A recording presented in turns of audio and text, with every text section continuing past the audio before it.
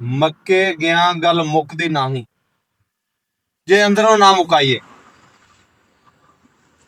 ਗੱਲ ਇਨਸਾਨ ਦੀ ਹਮੇਸ਼ਾ ਨੀਅਤ ਤੇ ਸੋਚ ਤੇ ਮੁੱਕਦੀ ਹੈ।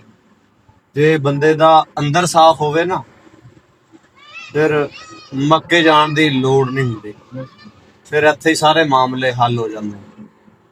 ਜੇ ਬੰਦੇ ਦੇ ਅੰਦਰ ਪਲੀਤੀ ਹੋਵੇ ਨਾ